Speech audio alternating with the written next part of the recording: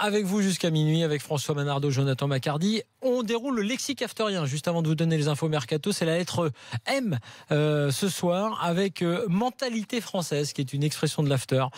Joueur de Ligue 1 faisant un minimum d'efforts aux entraînements et durant les matchs, découvre ce que le travail veut dire en s'exilant à l'étranger. Les salles de muscu aussi. Il y a aussi Micheline. Micheline, vous savez, la Micheline de la compta, ouais. C'est un prénom féminin. Lyon, ouais. Désuet ou obsolète, enfin bon. Elle gère le service comptable d'une petite PME de province, référence utilisée dans l'after quand on veut dire que ceux qui comptent les sous sont contents sans tenir compte du sportif. Voilà. Alors on rappelle que ce lexique sert à tous ceux qui découvriraient l'after et qui veulent connaître un peu les petits secrets, les expressions. Et puis il y a Mohamed Bouafsi à la lettre M, évidemment. Oui, Momo. Alors enfant de l'after, il le dit lui-même, hein, il écoutait l'after et après voilà, il est devenu journaliste ici. Il fait désormais la pluie et le beau temps sur le marché des transferts, dit la définition. La légende veut qu'il ait sur lui 4 à 5 téléphones portables et 3 batteries supplémentaires pour être certain de ne pas manquer un appel à minuit -5.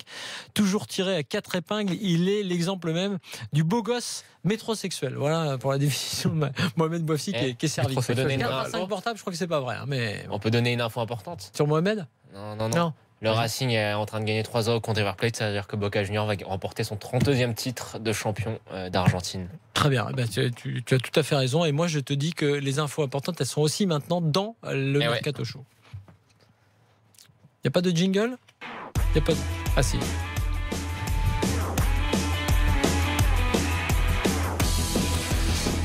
Alors, il y a l'autre feuilleton, c'est Cristiano Ronaldo, qui fait une sorte de vrai faux départ du Real. Là aussi, a priori, sans leurrer tout le monde. Mais Zidane, d'après Marca, aurait passé un coup de fil à Cristiano pour le convaincre de rester, lui faire comprendre que le Real est une équipe qui gagne grâce à lui et qu'il a besoin de lui autant pour son esprit de compétition que pour ses buts, hein, je cite. Donc voilà, on rappelle que pour l'instant, Ronaldo s'est pas exprimé depuis que le journal portugais A Bola avait affirmé vendredi que l'étoile portugaise avait décidé de quitter l'Espagne suite aux problèmes fiscaux, puisque le fisc espagnol estime qu'il a manqué à ses devoirs. On suit cette affaire en sachant que ça ne devrait pas bouger. Amavi, tiens, Jordan Amavi, on en parle tous les ans. Il confirme son intention de quitter Aston Villa. Il l'a dit à Nice ce matin aujourd'hui. Donc voilà, pour lui, on sait qu'il y a des clubs français qui sont intéressés. Pourquoi pas Nice ou l'OM d'ailleurs, qui seraient intéressés. Je serais étonné qu'il rentre à Nice. Hein. Bah oui, mais il était en D2 anglaise avec Aston Villa. Donc à voir. Mais Jordan Amavi, attention, latéral, qu'on connaît bien en France, ça pourrait être intéressant. Bon coup, ouais. L'OL et Chelsea proches d'un accord pour Bertrand Traoré. C'est en passe d'aboutir. On rappelle qu'il a 21 ans, qu'il était prêté à l'Ajax. On l'a vu d'ailleurs contre Lyon. Voilà, on verra ce que ça donne. C'est une bonne question. Je n'ai pas la réponse. Je ne sais pas. Et puis Angers en pôle pour Enzo Crivelli. Et là, c'est marrant parce qu'on en parlait l'autre jour d'un attaquant pour Angers. Alors en l'occurrence, c'est un attaquant. Je trouve que c'est un très bon profil parce que c'est un attaquant costaud. Pour eux, c'est donc il est dans le style angevin. 22 ans, on rappelle, Crivelli. Ce serait un transfert entre 4 et 5 millions d'euros pour acheter les 2 dernières années de contrat à Bordeaux. Il était prêt à Bastia, on s'en souvient. Mais il n'y a pas que Angers sur le coup. Metz, Guingamp, Montpellier et Norwich également à l'étranger.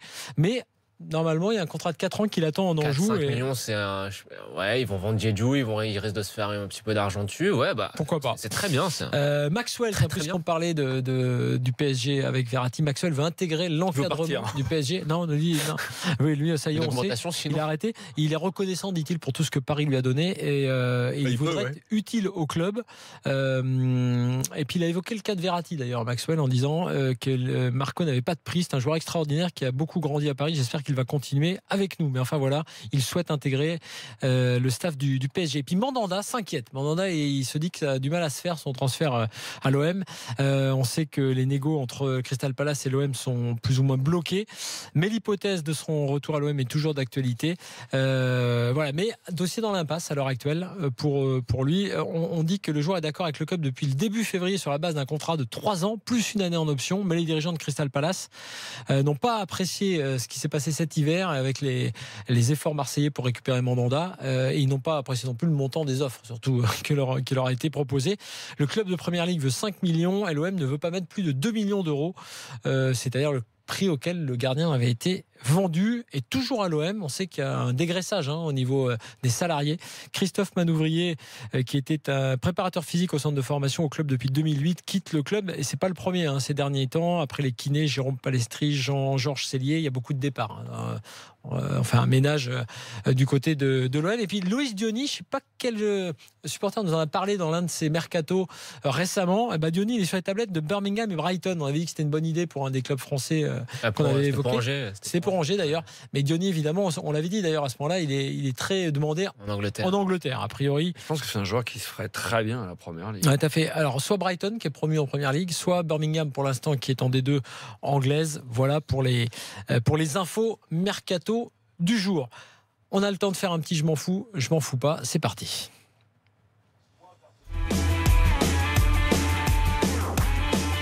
Alors, le je m'en fous pas, si je retrouve mes fiches. Alors, je ne sais pas si vous avez suivi cette affaire, mais Valdemar Kita, on l'a appris qu'aujourd'hui, ça date un peu, a été viré. Dehors, monsieur. Il a été viré d'une audition de la DNCG. L'audition de la DNCG, c'est pas commun. Ben, c'est marrant, parce que il a accent chaud, il paraît quand même. C'est pas étonnant, en fait, quand on le connaît bien. Alors, le ton est monté, en fait, au moment de l'audition devant la DNCG, entre les représentants de Nantes et les représentants du gendarme financier, à tel point que le président de la DNCG, Henri Cheng, devant l'agressivité de Kita, lui a demandé de quitter les lieux, ce qu'il a fait. Allez-vous calmer, allez aux toilettes, mais en fait, ils n'étaient pas vraiment en désaccord. Enfin, là, finalement, il n'y a aucune mesure d'encadrement. Il lui a juste été demandé de corriger un peu le budget présenté. Enfin, rien de très grave, mais voilà, ça a été chaud. On ne sait pas exactement pourquoi, mais voilà, petite affaire. Même chez Kita, il a des petits soucis, j'ai l'impression, avec les instances. Parfois, comprendre que ça fait partie d'un ensemble auquel il faut se plier, la DNCG, et heureusement qu'on en a une en France pour justement régulariser réguler plutôt les conneries que peuvent faire certains présidents. Il y a eu de mauvais exemples par le passé, donc on peut avoir un coup de sang, mais il faut raison garder. Je pense que ça s'est bien fini, Florent. Après, il est revenu et ils se sont pas fait la bise, mais en tout cas, ils ont fait le boulot ensemble. Et puis, autre info quand même importante, il faut le souligner, on vous l'avait pas dit, mais Antoine Griezmann s'est marié. Et dans l'after, on veut que tout se sache. Assez discrètement, à Tolède, en l'occurrence, avec sa chère et tendre, qu'il a d'ailleurs rencontrée en Espagne. Il y avait des invités, il y avait Coquet. Je n'ai pas dit qu'il y avait de la coke au mariage. Il y avait Coquet parmi les invités. Et Gamero également, entre autres évidemment des joueurs de l'Atlético. Voilà, Griezmann, Grisou, notre Grisou national, s'est marié à Tolède. Autre info également, Patrick Vieira qui ne dit pas non à la sélection américaine. Il a déclaré à ESPN qu'éventuellement, il serait dispo pour prendre une sélection. On sait que Saint-Etienne était intéressé par son profil. Il entraîne en MLS et voilà, il pourrait prendre la sélection américaine. C'est un super job. C'est un super job et c'est Klinsmann qui a été sélectionneur notamment de l'équipe américaine. Mais il y a eu aujourd'hui c'est plus Klinsmann, c'est qu'est-ce qui les entraîne, c'est pas Bruce Arena qui a repris le flambeau, mais c'est un homme du cru. Et sur le hashtag RMC, on réagit à ce que tu viens de nous dire sur le match argentin. Un Acuna de gala, nous dit Toto Berezzo. Et Don Tomasino nous dit tu es en train de louper Gallardo et River qui se prennent une leçon de foot par Coca et le Racing. Gros match. Oui. Et puis pour revenir à notre débat du jour qui concerne Marco Verratti, John Stanfield nous demande serait-on perdant dans un échange Verratti-Rakitic? Bien sûr que non. Non. Ah oui. Non. C'est une bonne idée. Non. Mais je sais pas si c'est pas du tout dans le Clio. Il faut lui mettre un peu de monde autour non plus. Tu peux pas lui demander ce que tu pouvais demander à Verratti. Non, mais c'est Bruce Arena qui est effectivement sélectionneur. C'est pas Tina Arena. Non, c'est Bruce Arena. C'est d'accord. Tiens, et puis pour terminer, puisqu'on déroule le lexique afterien, on est à la lettre M de ce lexique qui a été fait par des expatriés. Rakitic, si tu veux le faire venir à Paris, outre la caillasse, il va falloir que tu lui vendes un drôle de projet encore, parce qu'il t'en a mis 6 en février. Tu parlais qu'il a participé. Évidemment. Il n'a pas mis les 6 quand même. À la lettre M, il y a match de l'after. Match opposant les membres de l'after et de RMC aux auditeurs, le tout commenté par le grand Jeannot Rességuier. Alors ça c'est vrai, mais c'est un peu différent cette année puisqu'il y aura 2 sélections, l'équipe de Daniel Riolo et l'équipe de Jérôme Bretagne. Ça y est, elles sont au complet et le match de l'after, ça me permet de vous en parler. Ce sera lundi 26 au stade Bauer à Saint-Ouen. On vous attend tous d'abord sur place, évidemment l'entrée sera gratuite.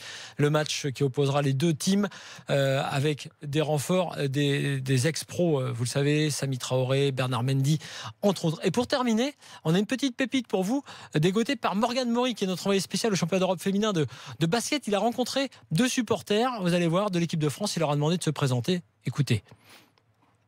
5-4-3 dans ordre. Déjà, votre prénom? Michel. Jackie. Michel.